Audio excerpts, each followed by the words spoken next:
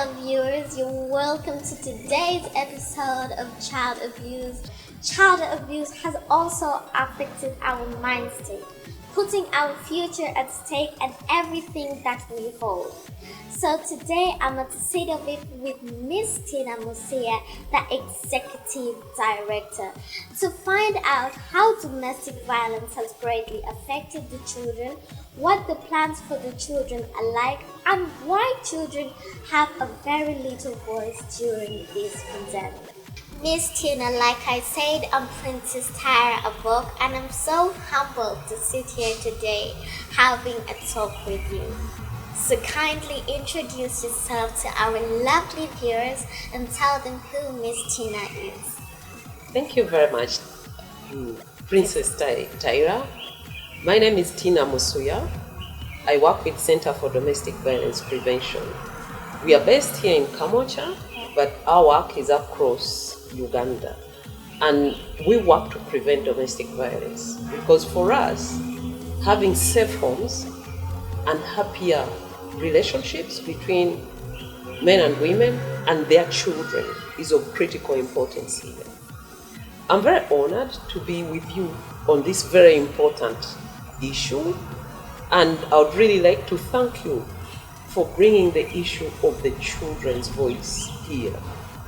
Just as you rightly said, during this time of COVID-19 lockdown, I would say there's been a crisis within a crisis. Usually violence happens based on who is using their power over the other person.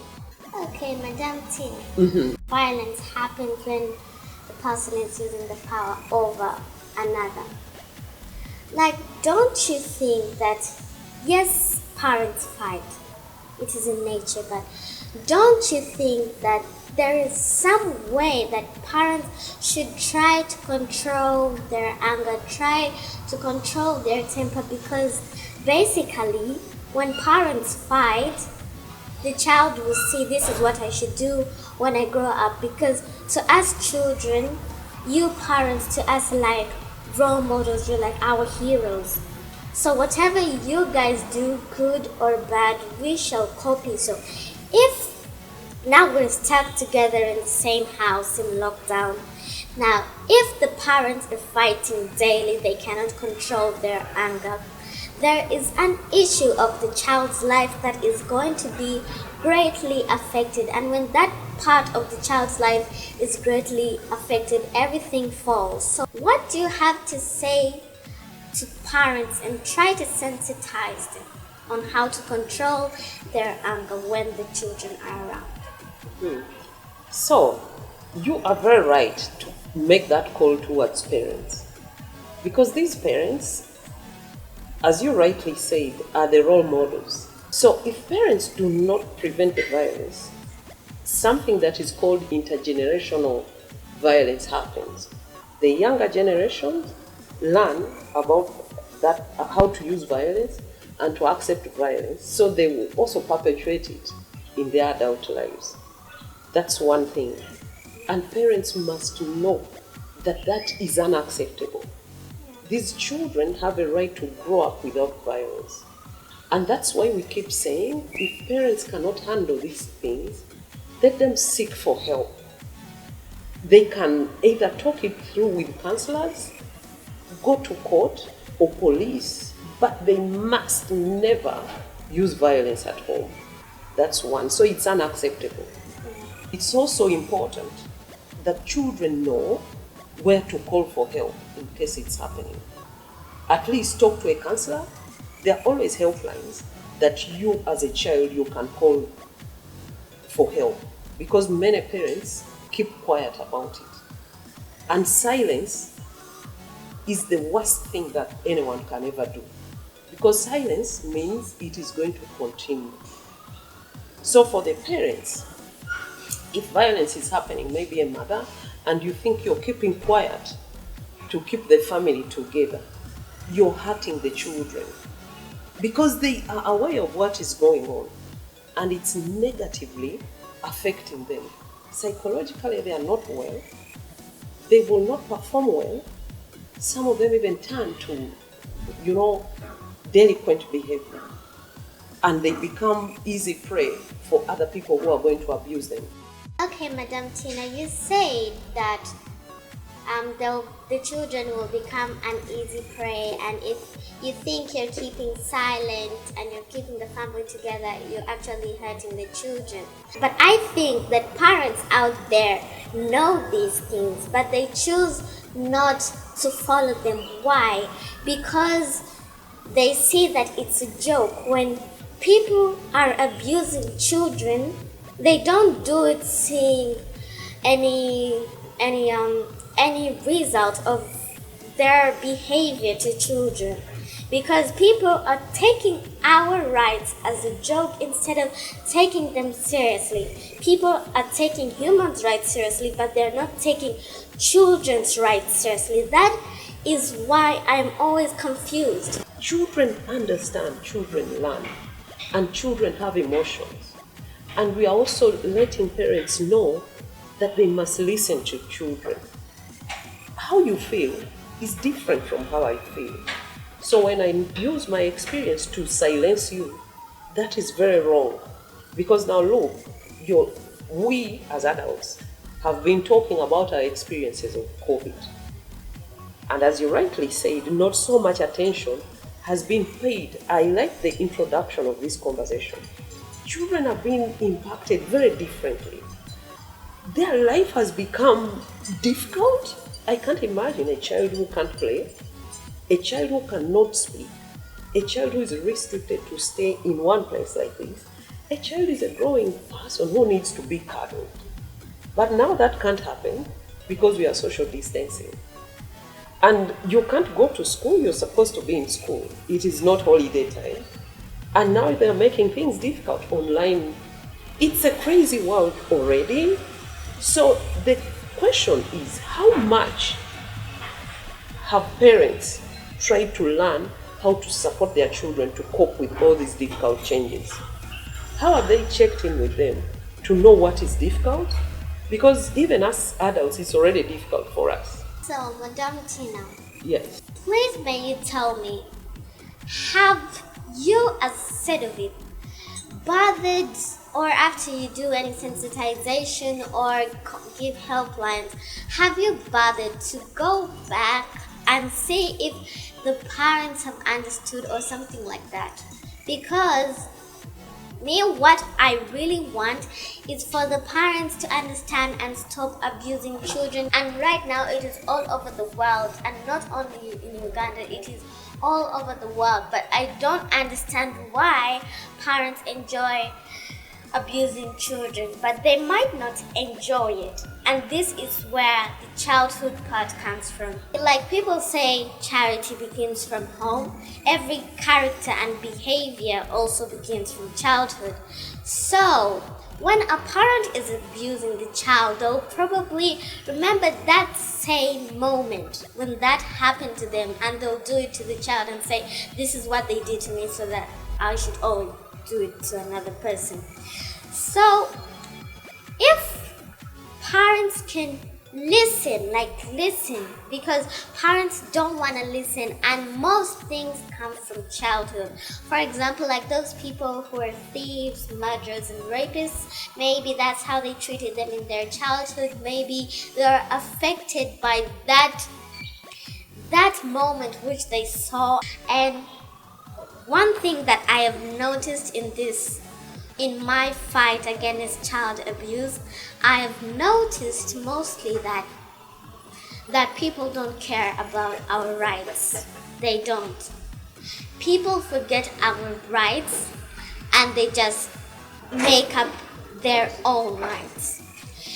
Do you think, or do you not think that parents do not think that we are humans? And what should you do to sensitize parents and put very, very strict laws in place for people to respect our rights?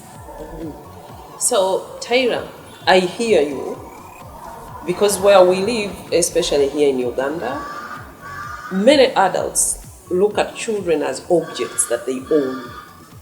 And because they look at them like that, They do not recognize that from day one, when a child is born, they are full human beings with all the rights. Now, what we need to do is to help these parents to learn many things about children. Right from the feelings of children, for them to recognize that children, just like adults, have feelings, all types of feelings. The angry emotions, happy emotions, sad emotions, emotions that they show that they are hurting, so that they are able to differentiate, to know that when this child is crying like this, maybe they are hurting, they are unhappy or scared. They need to put a finger to all those. That's one. Then secondly, they need to know that as adults, their core responsibility as parents is to teach the child. The child is a stranger into the world. They don't know many things, including, even when they are breaking up stuff in the house, they are trying to discover what this is. But how many times have parents even told the child that this is hot water, this is a glass, all they wait is to find fault with the child? How many times have parents confused children? I'm sure even me at one time I was confused. When I was jumping up and down, they said, Tina, you're old. Then when I want to be old and not go to bed early, they tell me, oh, you're a kid, go to sleep. So I'm like, hey, what am I? You tell me I'm young, you tell me I'm old. What exactly do you want me to be? So how do we desist from giving children conflicting and contradictory messages? Because we confuse them. And then how do we find, instead of imposing, because I've seen parents impose what they would have wished to be, forcing their children to be those things. They need to know that this child, as you rightly said, has rights. And yes, she's your child, but she's a different person. How do you see the value and the uniqueness that this child has? Even if your child, if you're my daughter and you looked exactly like me, those are physical looks, but your interests are different and your capacities are different. So parents need to open up to find capacities. Everyone is unique, but many times parents want to coerce this child to be like the other one, which is terribly wrong. Parents need to know that the laws that are existent are coming in to protect children from abuse. What I've heard some people say is, oh, when you give children rights, no one gives rights. Rights are natural. Yeah. They say when you give children rights, they get spoiled. That is not true. These are parents who want to abuse children. If you're not talking, I need to find out why. Are you not talking, for example? Are you feeling well? And we must teach the children that when we greet them, how are you? We don't want the automatic response, I'm fine. No. When someone greets you, how are you? Tell them about how you feel. I'm not well. I'm not happy. I'm hurting. I'm feeling depressed. I'm tired. Because the starting point is that wrong response of how are you? I'm fine. And then you say, oh, but the child is fine. No, we must teach children to tell us how they feel at all times.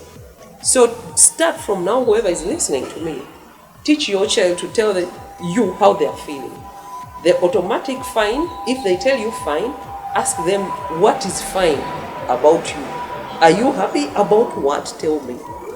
We as adults, we have the first responsibility to creating a safe space for the children. And we have a responsibility to let children thrive. And that means their voices must be heard. That means we need to hear the perspectives of children. Remember, they are the next generation. Don't expect Tyra's the world now to be like yours of very many years back. That was your time. Things are changing. So we need to cope up with the changes. Someone told me that when they were growing up, for them as children, when adults were speaking, children had to sit somewhere out there. I was shocked because then I wondered, were these children part of the plants outside or they were part of the family? Children are important members of the family who must also speak. We don't have to treat them like plants. Also, plants need to be respected. We don't have to treat them like furniture that is back behind the scenes. No, they have a life. Even if it's a baby, it's wailing, let the baby wail and pay attention to why the baby is wailing. Don't silence them because they are communicating. And we must learn how children communicate. And that's why you rightly said children need to be given the space to speak so we can learn how you communicate and we also understand. And you have to put us in check to say you're not listening. This is what we mean, instead of us prescribing things for you. Thank you so much, Madame Tina. Thank you so much. You have really helped me, and I feel like I've spoken my whole heart out, and I was so humbled to have you on the show today. And my viewers, thanks so much for tuning in. Thanks so much for watching, and keep tuned for a next episode because a hotter episode is coming your way. Stay safe. Bye bye.